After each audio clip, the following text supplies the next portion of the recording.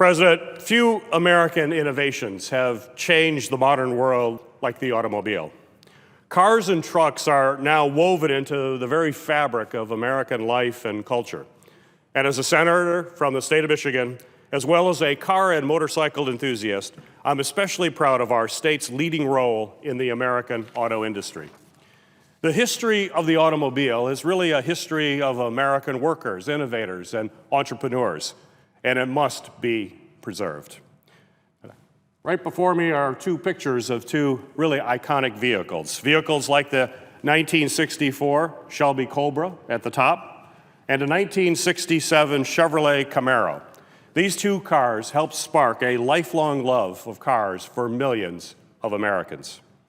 50 years later, these vehicles still inspire today's innovators and engineers as they work to develop cars and trucks of the future to be smarter, safer, more reliable, and more efficient than ever before. However, there is currently no dedicated federal register to document historically significant automobiles, motorcycles, trucks, and commercial vehicles for future generations of Americans to appreciate and to enjoy. Earlier today, I introduced the National Historic Vehicle Register Act, which will establish a federal register of historic vehicles and document and preserve records of these vehicles for our nation's history.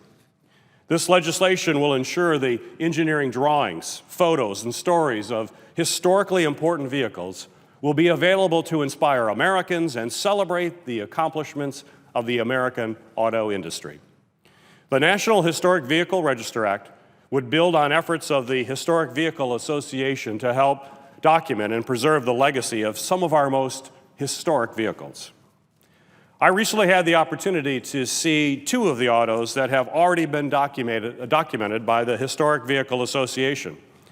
I saw this vehicle right here at the bottom. This is President Taft's 1909 white steam car. It was the very first presidential limousine. It's a beautiful and fascinating example of steam car technology from the early days of the automobile and could reach astonishing speeds up to 60 miles an hour. In addition to being a pleasant way to get around, President Taft used the use of automobiles help encourage other Americans to adopt the new technology as their favored mode of transportation.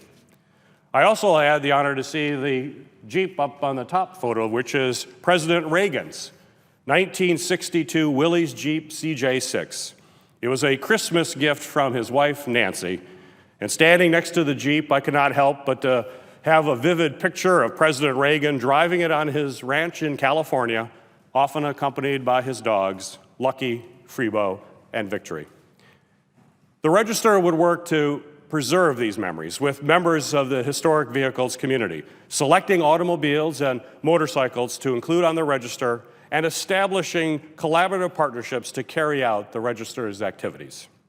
Our nation's rich automotive history belongs to the American people, and it is worthy of its own dedicated register. I look forward to working with my Senate colleagues, the historic vehicle community, and car enthusiasts across the country to preserve our motor heritage.